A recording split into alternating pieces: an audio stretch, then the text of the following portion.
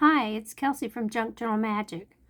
I'm working on taking a book apart, harvesting images, and I ran into a little interesting thing I thought I would show on how to take the covers off these library-bound books that were used by students in every elementary school in the nation back in the 60s.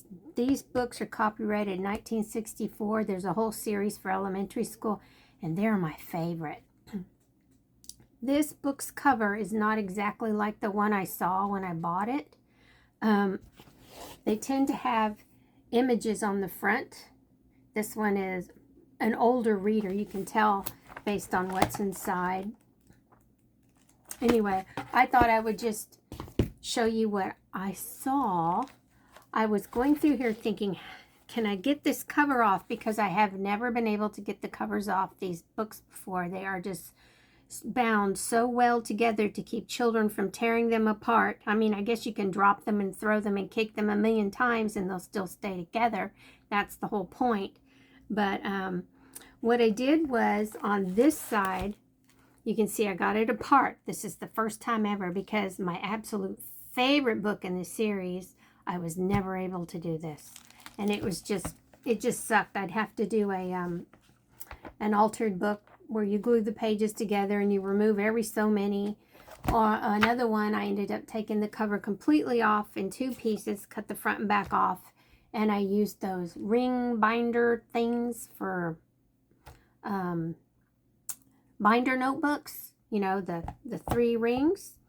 Well, this time I thought, I'm going to try it one more time, and I got in there and I could pull it apart just enough. Maybe you can see I'm pulling that apart where I could get the scissors in and snip at these strings. It's a big, thick string that they've used to sew this on. And I can only imagine with the machines like that did it because it's all I can do to pull it apart.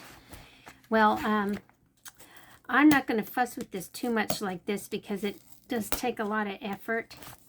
And I don't want to sit here and waste time doing this while you watch. But I did that, and then I pulled this, and it just kind of pulled. You had to really pull on it. Just kind of pulled apart, and there was some of this paper here, and I just kind of clipped the paper, and it came apart. And you can see there are 2 huge staples right there, and there may be multiple staples. This may be the signatures all glued together, so many stapled together at a time. But yeah, isn't that cool? I'm just like, wow. I finally got it apart. And see right here, I can just pull it up away from that cover. And let me get my better scissors. Those little scissors are for like sutures and stuff. But you can just go down here like this. You can see the strings right there. See where they thread that string through there? I could sit here and snip it apart, or I could just do this. I'm all for not putting too much energy into it, because why should we exhaust ourselves? Why? So there, this is the first time I've gotten one of these covers off these caravan readers. And I'm sure I read one of these when I was in elementary school. Gosh, back in the 70s. So yeah, I love this thing. I wished that the original print I saw on the cover, just like the Starbright version, was on here, because this is grungy. I can't make it better. I'm not complaining. I'm sure I'll like it, and if I can get a copy of this with the image on it, I'll do this again. I'll take it apart and use it. But yeah, look at that. The cover came right off. I just can't believe it. Now for the what's inside. There's the little Reading Caravan image they use. And meadow green. It says here the copyright's 1964. And I use these pages for background stuff behind something. This is not an image, a picture, anything, but you know, you could just have something cool around there. It's just a pattern, it's texture. So you can tear that out. And I use these pages for the same thing. These cover pages are always cute. This is a section. Grin and Grumbles. Whatever, I'm not sure. It's almost like a clown, but you get a puppet and a jack-in-the-box. This story's about baseball, and Jill's getting in on the baseball game.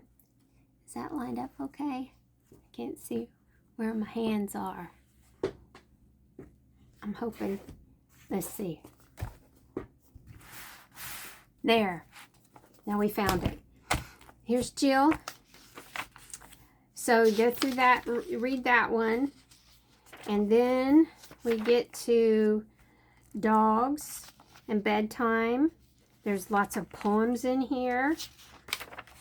I like the children in these books a whole lot better than the children in most of the new books. It's the same with Little Golden Books. I love those illustrations. Oh, I love the shoe. But look, there's mice. I have a ton of mice stuff. I'm probably going to put it together as a big kit and sell it on Etsy. I love this one. This would make a great belly band. You could fold it like this, sew it, and have a tuck. I love these images. Oh, that is just really cute. Here's some stuff about Alaska. So I bet this is going to be about the Inuit or another culture up there, Native American.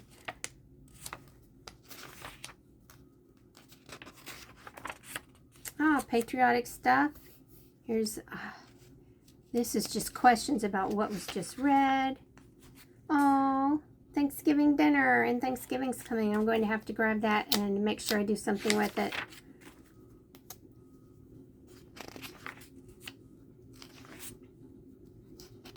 This would make another really nice little belly band or tuck. I like to keep some of the text on there just so it looks cute.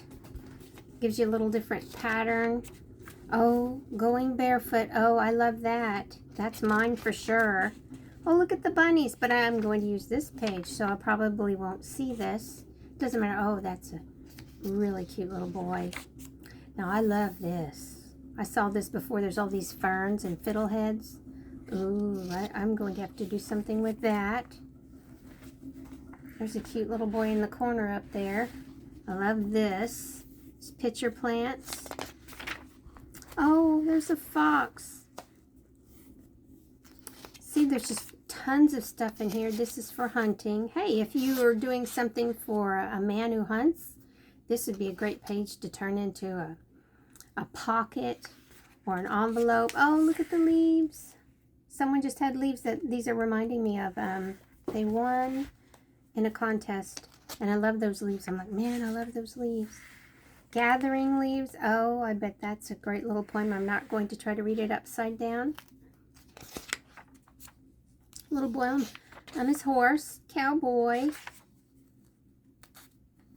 I always take things like this little scene with the farmhouse and the barn, and I make some sort of little piece of ephemera with it.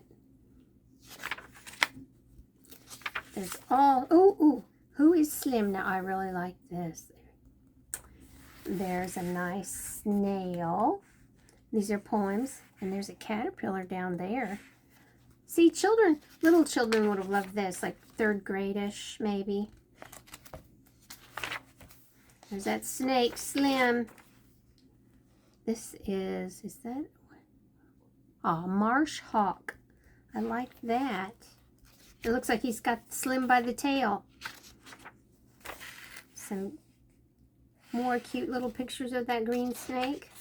Oh, I know where that's going. And this, I read this. I just love it. It's a 2-headed dragon, and it's about a dragon, I guess the national dragon of Wales, or England and Wales.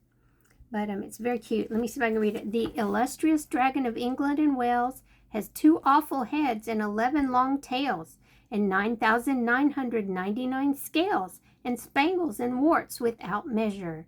The king and the queen are as proud as can be. They often invite him to join them for tea. No land has a dragon as awful as he. They think him a national treasure. I won't read the rest, but I'm keeping all that.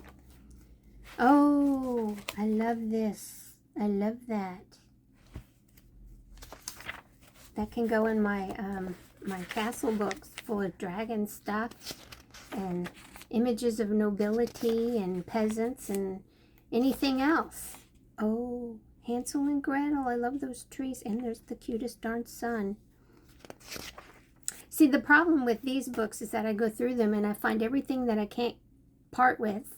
And then I have to make a book to put all that in, which is why I call them my file cabinets, because that way I have some place to put all the stuff that I guess it would be my precious, all my little precious things that are just so cool. Oh, look at that. That's a rooftop. And that rooster's on top. The best game the fairies play. Oh, I have to read that. Rapunzel. Oh, there's a really nice Rapunzel in here.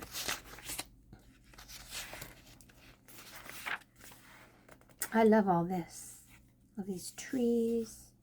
Love her hair. Love it all. Oh, here we go. I love those. I hope I have room in my book. Okay, let's see. What else is in here? Here and there. I like that. I have a collection of dog stuff. There's a journal and a book for ephemera and everything. That'll probably go in there.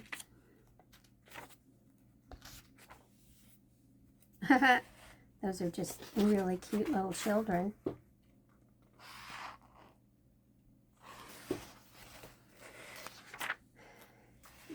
But as you see, there is so much stuff you can pull out of one of these old elementary school readers that they are worth your time. And even then, when you finish taking all the images, you have these pages loaded with absolutely fabulous words. Some sentences are just perfect for whatever you've made.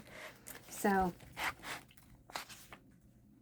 I always flip through these and try to decide how much I feel like tearing it apart, because that's a whole lot of work for me, because then I have to go glue everything or tuck it into parts of other journals. Whew, a lot of work. Corn grinding song. I've got 2 Native American books.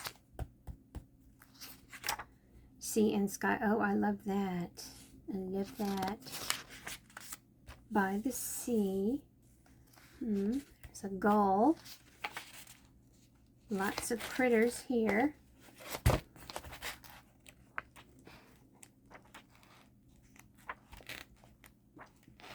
Oh, Coyote and Man. Bet that's a good tale. And you know nothing good can happen when coyotes mixed in there.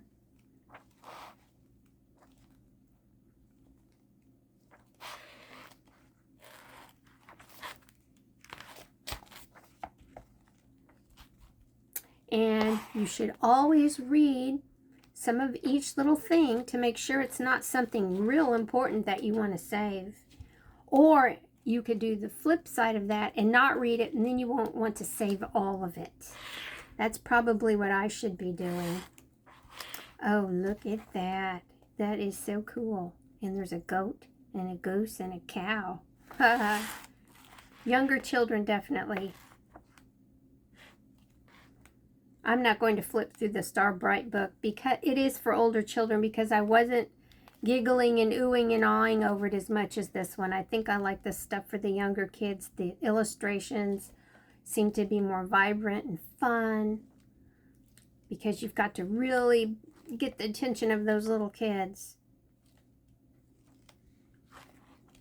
I love that. Right there. That would make a really pretty sack or envelope. Sometimes I have to play with it to make sure I only fold the edges and put another piece of paper behind it to make a sack. That way you can see the image, because you'll probably never see that one again. Although I have found that a lot of these children's dictionaries and encyclopedias that are colorful on the front, something like this, and these readers all have the same images used over and over in each one. I'm not complaining, because usually those are the ones I remember because I liked them. Okay, and in the back you get those reading lists with the words that are so good for... Oh, where is it? Did it come out? That was the other book. This one has a dictionary. Dictionaries are cool. I love to cut out the words and use them in books when they're the highlighted word based on the illustration or whatever, the theme. So there you go. That's Meadow Green, Reading Caravan Reader from 1964. I hope you found a book that you could find to get really good images, and you learned a way to tear apart those library editions of different books that are stapled together that I don't even know if a nuclear blast would bring that apart. Have fun.